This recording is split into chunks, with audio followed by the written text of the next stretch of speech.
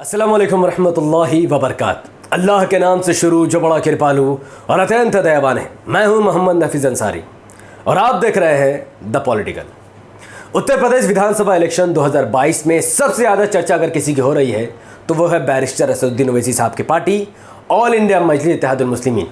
ऐसा इसलिए क्योंकि बैरिस्टर असदुद्दीन ओवैसी साहब ने 100 से भी ज़्यादा उत्तर प्रदेश की सीटों पर चुनाव लड़ने का मन बना लिया है, जिसको देखते हुए नेशनल मीडिया से लेकर गोदी मीडिया तक सब एक ही तरीके की बात कर रही है। उसमें से एक अभिषार शर्मा है। इन्होंने बैरिस्टर असदुद्दीन ओवैसी साहब पर बहुत बड़े बड़े इल्ज़ाम लगाए हैं, जिसकी चर्चा इस वीडियो को कुछ ही देर में करेंगे। पहले बात करते हैं एक पोस्ट के बारे में जो कांग्रेस द्वारा फैलाई गई है, जो कि जुम्मन मुसलमानों को मूर्ख बनाने के लिए उन्होंने फैलाई है। अब आप पूछेंगे जुम्मन मुसलमान क्या है, तो उसका एक्सप्लेनेशन मैं इसी वीडियो के एंड में आपको दूंगा। पहले इस पोस्ट को ध्यान से देखिए जो कांग्रेस ने फेसबुक पर, व्हाट्सएप पर, इंस्टाग्राम पर, तमाम सोशल मीडिया के प्लेटफॉर्म पर इसको फैलाया है और मुसलमानों को मूर्ख, ऐसे तो वो है ही नो डाउट, और मूर्ख बनाने की कोशिश की है। उन भोले भाले मुसलमानों को मूर्ख बनाने की कोशिश की है। इस पोस्ट में लिखा क्या है, पहले तो इस पोस्ट की तस्वीर को ध्यान से देखिए, जहां पर बैरिस्टर असदुद्दीन ओवैसी साहब अमित शाह से गले लग रहे हैं। वाह, क्या मोहब्बत दिखाया गया इस पोस्ट में कि एमआईएम और बीजेपी एक ही टीम। और नीचे लिखा गया कि यूपी चुनाव के लिए भाजपा ने मांगी ओवैसी से मदद। सेकंड लाइन, 100 सीटों पर उम्मीदवार उतारेंगे ओवैसी। थर्ड लाइन, भाजपा को लाभ पहुंचाने के लिए एक धर्म विशेष को गाली देंगे ओवैसी। और फोर्थ लाइन, चुनाव को हिंदू वर्सेस मुसलमान बनाने में ओवैसी निभाएंगे महत्वपूर्ण भूमिका। इन चार लाइन में एक बात तो 100% सच है, वो है सेकंड लाइन, 100 सीटों पर उम्मीदवार उतारेंगे ओवैसी। ये 100% सही है। लेकिन इसका जो मेन जो तस्वीर है इस पोस्ट में, जहां पर देखोगे कि ओवैसी साहब ब्लू कलर का लिबास पहन के हैं, वो अमित शाह से गले मिल रहे हैं। अगर आप इसको ध्यान से देखोगे, ये वही पिक्चर है जो कई महीने पहले बैरिस्टर असदुद्दीन ओवैसी साहब ने मुलाकात की थी एसपी पार्टी के नेता ओम प्रकाश राजभर साहब से। इसी पिक्चर को उठाकर क्रॉप करके एडिटिंग करके अमित शाह के साथ मिला दिया और कांग्रेस ने समझा कि मुसलमान तो मूर्ख बेवकूफ़ कौम है, 70 साल से तो बीजेपी से डरा डरा कर बेवकूफ़ बना ही रहे हैं, तो इस पोस्ट से और बेवकूफ़ बन जाएगा मुसलमान, तो चलो डाल दो। अब तो कोई बोलने वाला भी नहीं है, ना मुसलमानों का कोई मीडिया में बोलने वाला ना कोई। लेकिन वो भूल गया शायद, आज यूट्यूब में बहुत सारे ऐसे चैनल हैं जो इनका सुपड़ा साफ करने के लिए आज पूरी तरीके से प्रिपेयर हो चुके हैं। तो ये बैरिस्टर असदुद्दीन ओवैसी साहब और ओम प्रकाश राजभर साहब की ओरिजिनल असली तस्वीर है, जहां पर उन्होंने बहुत 9-10 महीने पहले ही उत्तर प्रदेश के लखनऊ में मुलाकात की थी। उसी तस्वीर को उठाकर अमित शाह के साथ जोड़ देगा, तो ये पोस्ट पूरी तरीके से नकली है। अब बात करते हैं इस पोस्ट के पहले लाइन पे, जहां पर कहा गया कि भाजपा ने मांगी ओवैसी से मदद। फर्स्ट ऑफ ऑल, बीजेपी को इस वक्त किसी भी पार्टी की कोई भी जरूरत नहीं है। क्यों? क्योंकि देश का 80% हिंदू, देश में, हमारे देश में अगर दलित को भी हिंदू मान लिया जाए तो 80% हिंदू है। उसमें से 50% हिंदू आज बीजेपी के साथ है, और हिंदू जिसके साथ हो जाए उसकी सरकार बन जाएगी। तो बीजेपी को कोई ओवैसी और कोई जिन्ना या कोई मायावती, कोई केजरीवाल, कोई अखिलेश यादव, कोई ममता बनर्जी, किसी की जरूरत नहीं है।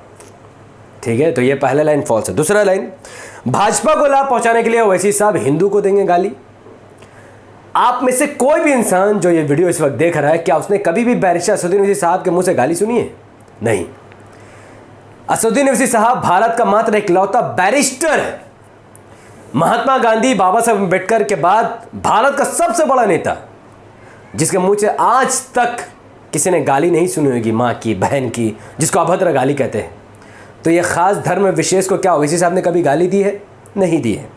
और उसका चौथा लाइन कि वो हिंदू वर्सेस मुसलमान करेंगे। भाई साहब, हिंदू वर्सेस मुसलमान जितना कांग्रेस बीजेपी करती है उतना कोई भी नहीं करता है। तो खैर, इस पोस्ट में कोई सच्चाई नहीं, ये पोस्ट पूरी तरीके से गलत है।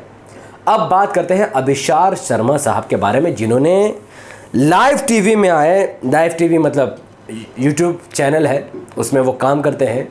उन्होंने उसमें एक पोस्ट है जहां पर लिखा यूपी चुनाव में ओवैसी घुसे, भाजपा में फूट बढ़ी।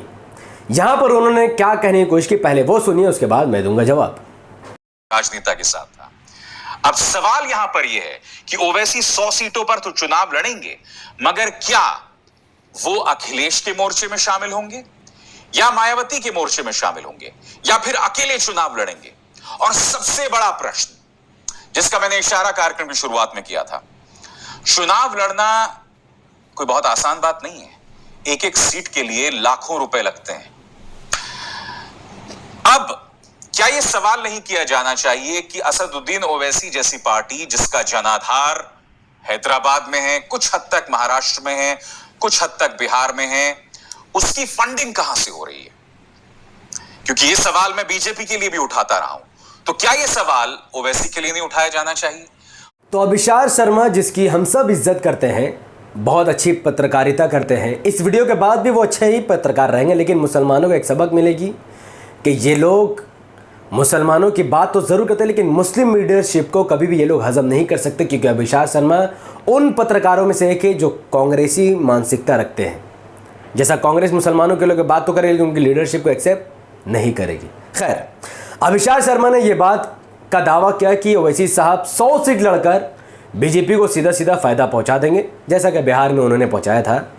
और मैं अभिषार शर्मा को खुला चैलेंज दूंगा कि अगर वो किसी तरीके से प्रूफ कर सकते हैं, कभी भी अभिषार शर्मा ने कभी भी कोई प्रूफ देकर यह नहीं कहा कि ओवैसी साहब ने कभी बीजेपी को मत, कभी कोई प्रूफ नहीं है। यहां तक कि उन्होंने अपने मैक्सिमम वीडियो में जब उन्होंने ओवैसी साहब को बीजेपी का बी टीम, बीजेपी एजेंट कुछ भी कहा हो, साथ में ये भी कहा हो कि हाँ, इसके बारे में मेरे पास कोई सबूत नहीं है।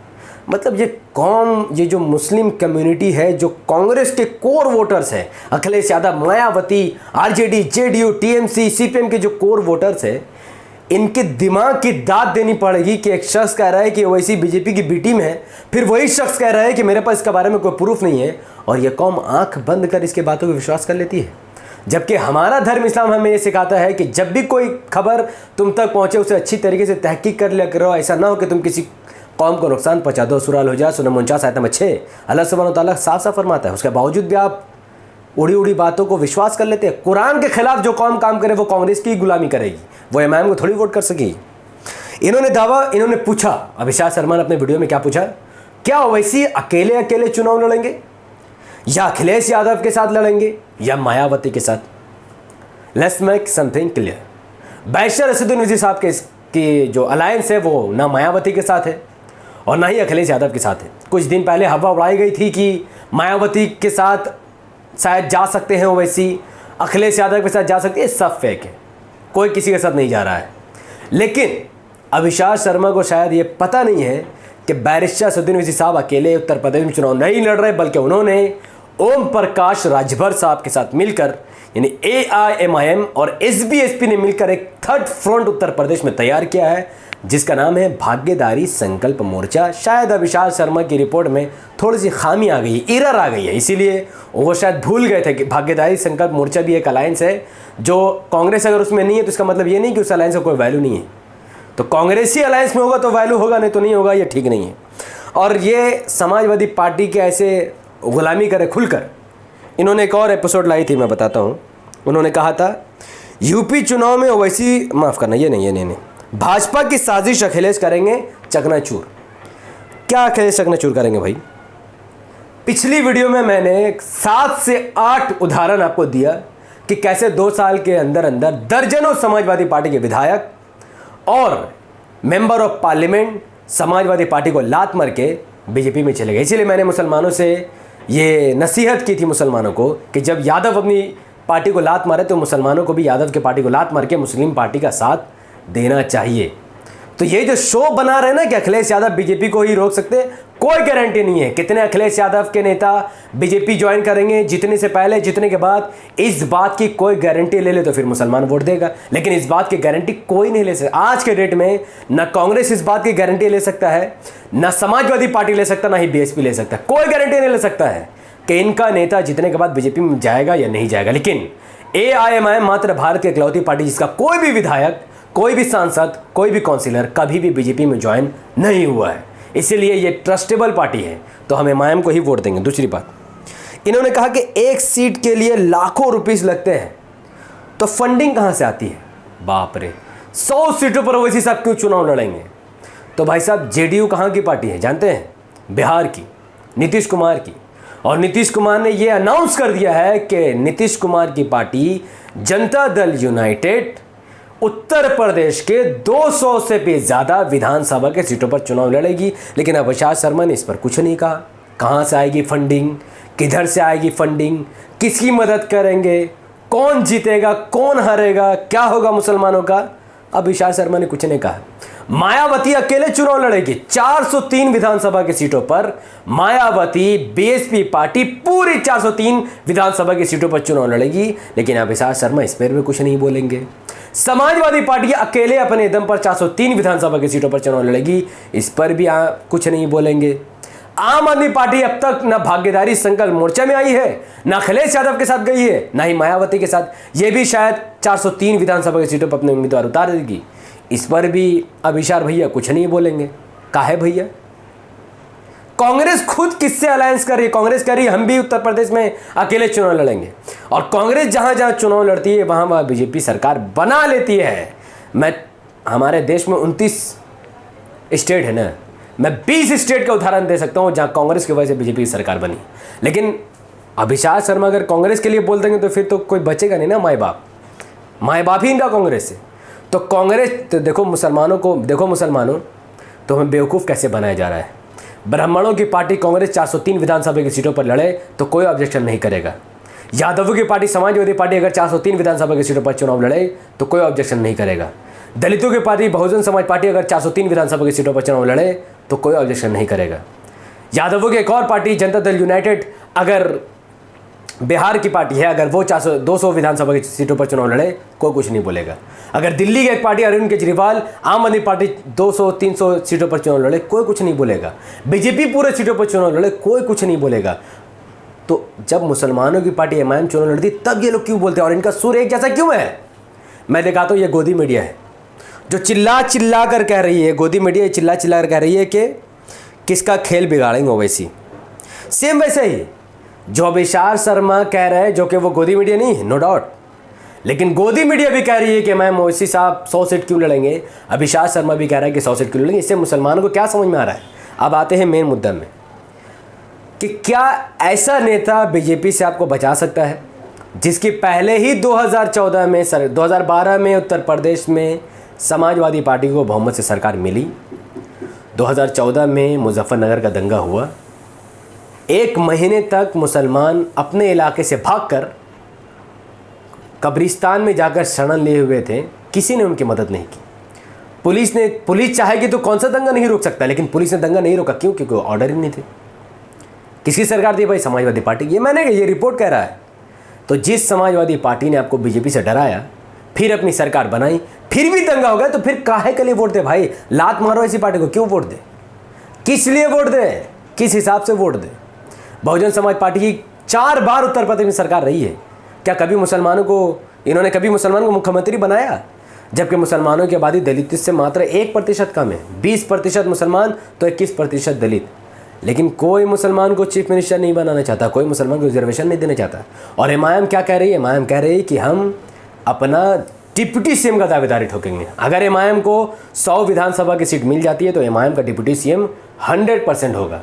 कम से कम 5-6 बड़े एमआईएम के मंत्री होंगे, तो फिर मुसलमानों के लिए काम होगा। तो फैसला आपको करना है। जो लोग योगी आदित्यनाथ के साथ बैठकर चाय पीते हैं उसको वोट देना है, या फिर जो सच में ट्रिपल तलाक के लिए आपके साथ खड़ा हो जाता है, आर्टिकल 370 पर आपके साथ खड़ा हो जाता है, कश्मीरी मुसलमान पर आपके साथ खड़ा हो जाता है, हमारे दीन, हमारे मजहब, हमारे कल्चर और फ्रीडम ऑफ स्पीच, संविधान, दलित, मुसलमान, आदिवासी पर बात होती है। जो नेता खड़ा होता है, जो इंसान बिना किसी मफाद के पार्लियामेंट में हमारे लिए, संविधान के लिए, दलित, आदिवासी, मुसलमान की लड़ता है, तो क्या हमारा वोट उसको नहीं पड़ना चाहिए? मैं समझता हूँ कि जो लोग आप पर एहसान करते हैं, जो लोग आपकी मदद करते हैं, हमारा फ़र्ज़ है कि हम उसका शुक्रिया अदा करें। इस्लाम भी हमें यही सिखाता है। तो वैसे साहब का शुक्रिया अदा वोट देकर ही हम अदा कर सकते हैं। तो अपने दिल पर हाथ रखो और कसम खाओ कि आने वाले विधानसभा चुनाव में अगर पतंग का बटन ईवीएम पर दिखेगा तो आपका वोट सिर्फ़ और सिर्फ पतंग पर ही होगा, एमआईएम पर ही होगा। और ओवैसी साहब को हम अपना आइडल मान चुके हैं, आप भी मानिए। अगर आप अपना लीडर नहीं चुनेंगे, दलितों का लीडर है, यादवों का लीडर है, बिहारियों का लीडर है, बंगालियों का लीडर है, ब्राह्मणों का लीडर है, मुसलमानों का कोई लीडर नहीं। इसीलिए मुसलमानों की लिंचिंग हो रही है। एक एक मुसलमान मर रहा है, इसका पूरा जिम्मेदारी बीजेपी के साथ साथ हर उस मुसलमानों की है जो लोग ओवैसी साहब को अपने लीडर नहीं मान रहे। जिस दिन भारत का मुसलमान ओवैसी साहब को अपने लीडर मान लेगा और उत्तर प्रदेश का 20% मुसलमान ओवैसी साहब का साथ दे देगा, मैं वादा करता हूँ आपसे, उस दिन कोई भी अंधभक्त किसी भी मुसलमान का लिंचिंग करने में 1000 बार सोचेगा।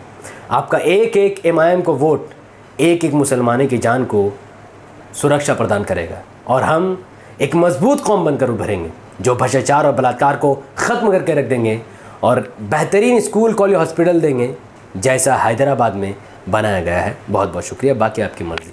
अगर आपको ये वीडियो इन्फॉर्मेटिव लगा हो तो हमारे यूट्यूब चैनल द पॉलिटिकल को सब्सक्राइब कीजिए, बेल आइकन को हिट कीजिए, इसको लाइक कीजिए, इसके लिंक को व्हाट्सअप, फेसबुक, इंस्टाग्राम पर शेयर कीजिए। अपनी बातों को कमेंट पर रखें कि आप इतना कुछ देखने के बाद भी कांग्रेस, समाजवादी पार्टी, BSP को वोट देंगे या फिर MIM को वोट देंगे, या फिर वही 70 साल से बीजेपी को हराने के लिए किसी को भी वोट दे देंगे, चाहे वो चोर हो, गुंडा हो, मवाली हो, या जो भी हो। खैर, अस्सलाम वालेकुम वरहमतुल्लाहि वबरकातुहू। अल्लाह के सलाम, रहमत बरकत आप तमाम भाई और बहनों पर हो। मे अल्लाह भी पीस अपॉन अस।